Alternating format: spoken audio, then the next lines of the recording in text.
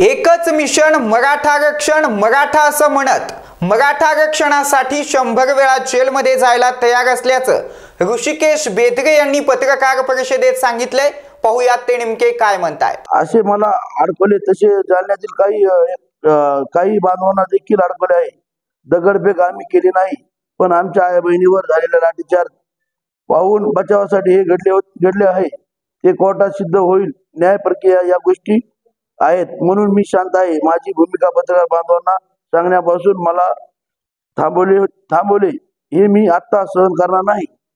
यापुढे मी मराठा समाजाला आरक्षण मिळावे म्हणून पूर्वीपेक्षा जास्त जोमाने काम करणार आहे। आजपासून सुरुवात करीत आहे। ज्या मराठा तरुण बांधवांनी आरक्षण लढ्यातील बलिदान दिले त्यांच्या कुटुंबाला भेट देऊन त्या आत्म्यास आदरांजली वाहणार। मराठा आरक्षण मिळवण्यासाठी जे बांधव प्रयत्न करीत आहेत त्यांची भेटी घेणार।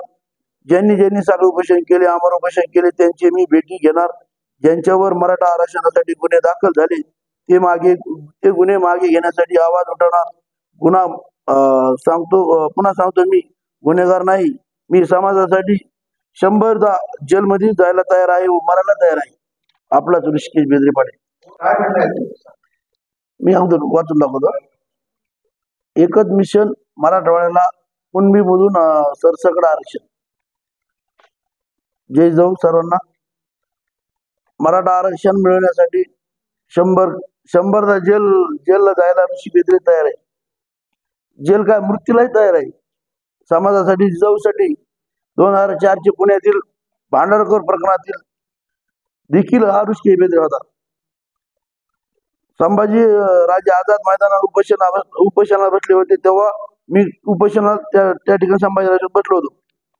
2003 साली पुरुषोत्तम खेडेकर साहेब हे मराठा जोडो अभियान देखील मराठा जोडो अभियानात आरक्षणासाठी सहभागी असायचो। माजी पंतप्रधान अटल बिहारी वाजपेयी यांना मराठा आरक्षणासाठी काळे झेंडे दाखवले उपस्थित होते। त्यावेळी 2018ला गेवराईमध्ये मराठा आरक्षण आंदोलनात माझ्यावर 353 दाखल झाली होती। हे जरी खरे असले तरी मराठा आरक्षण आंदोलनाचा लढा ज्या मराठा तरुणाच्या बलिदानामुळे मोठा झाला त्यांना विसरून चालणार नाही। तुम्ही मला विसरला असाल। किशोर चव्हाण साहेबांचे काय तेच झाले। मला हे करू नको ते करू नको, मराठा समाजातील बांधवांच्या भेटीगाठी घेऊ नको सांगून दबाव आणू नका मला गुंतवले गेले। कुणी गुंतवले, काय झाले मला सगळे माहीत आहे। खोटे बोलून मला फसवले। नक्की खरं काय हे सगळे मी वेळ आल्यावर नक्की सांगणार आहे। सध्या पोलीस तपास असल्याने मी त्यावर काही भाष्य करू शकत नाही।